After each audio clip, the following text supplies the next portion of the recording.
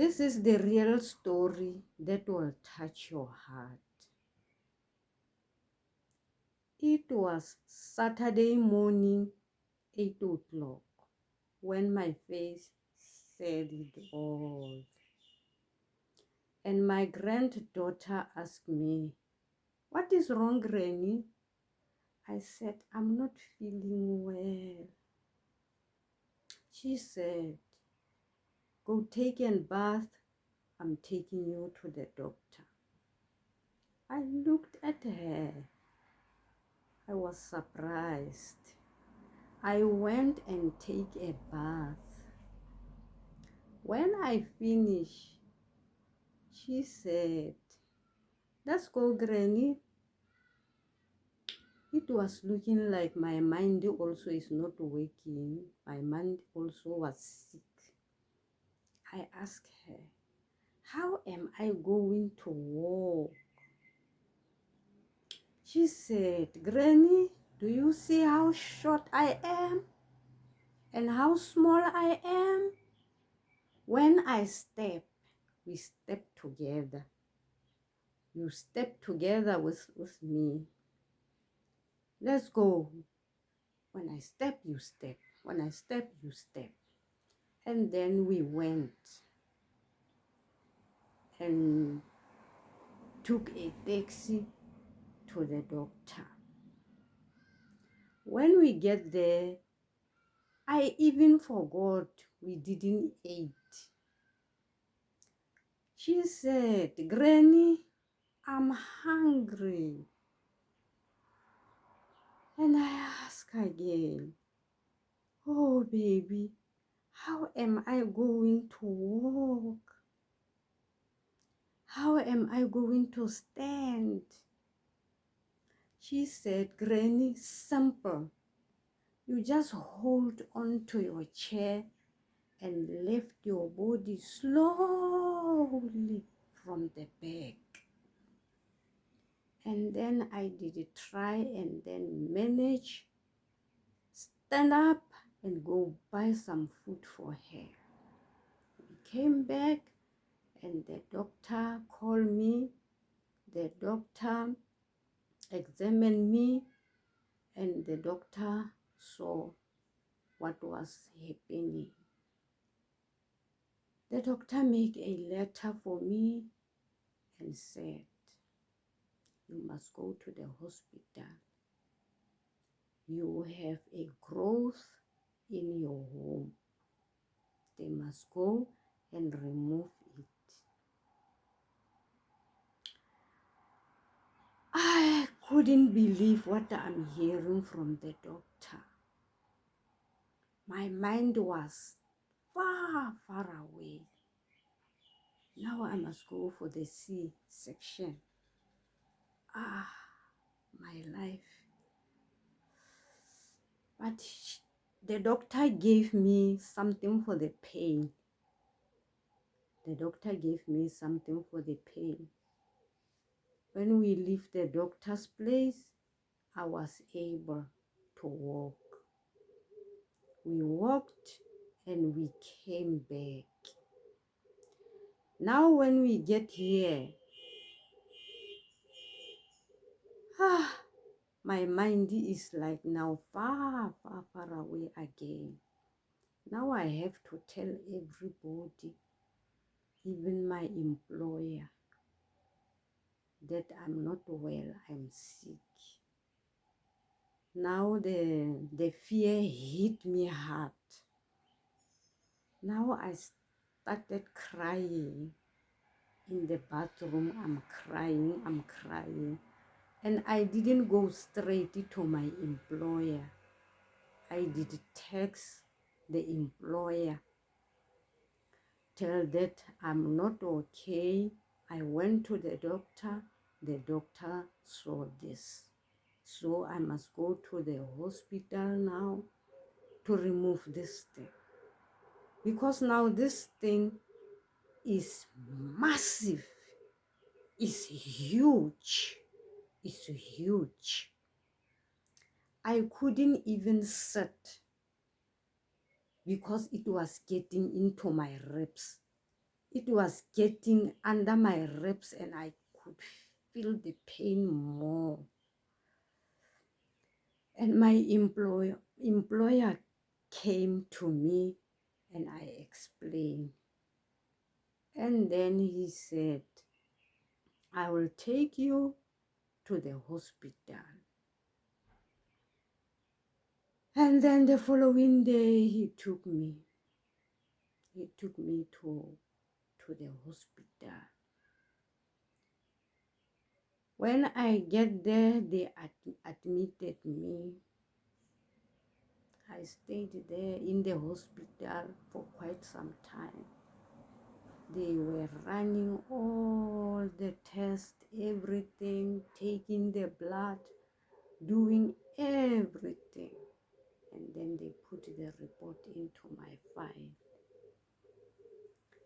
And then when they done, they sent me back home.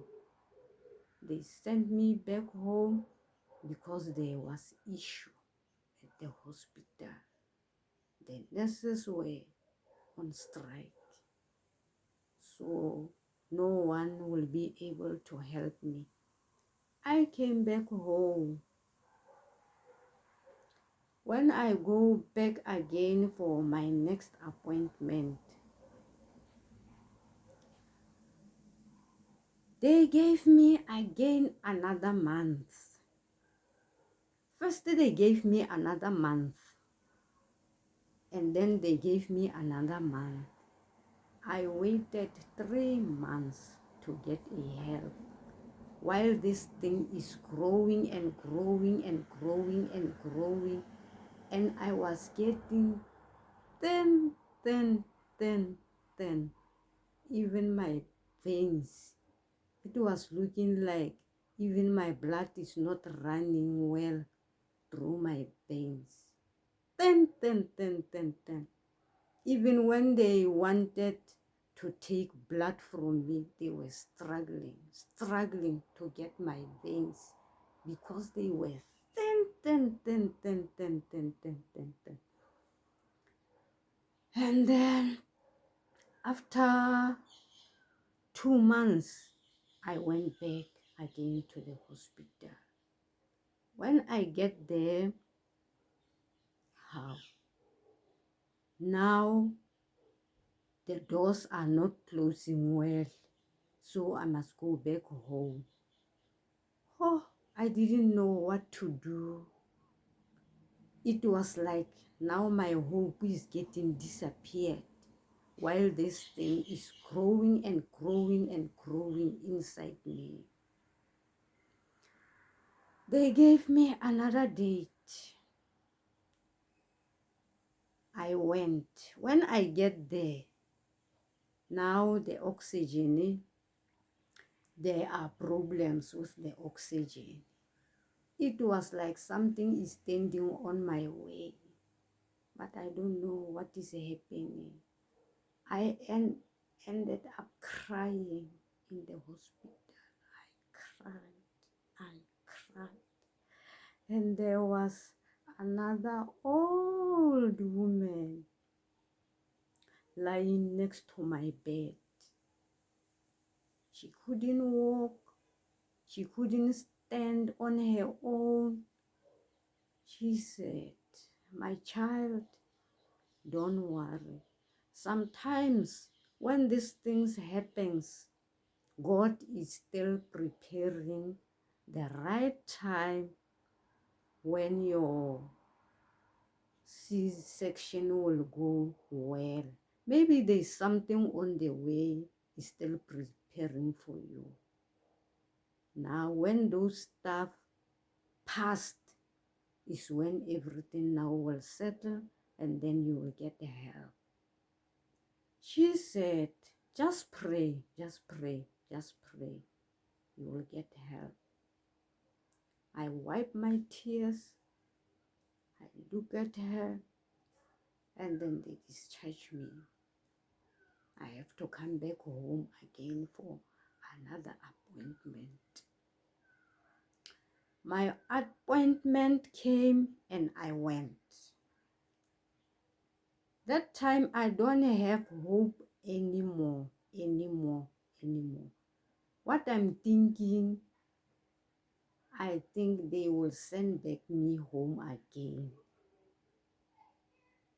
When I get there, that was the day. I remember they came and they pushed my bed. They pushed my bed, took me to the theater. When I get there, there were 3 people, 2 women and one guy. This one guy put traps on me while the other are preparing for everything. The last thing I remember was the nice cool air, and then I went to sleep. I slept. I didn't hear anything what they were doing to me, anything. Next time when I woke up, they are pushing me back to my ward. They are pushing me back to my ward. And then I smile.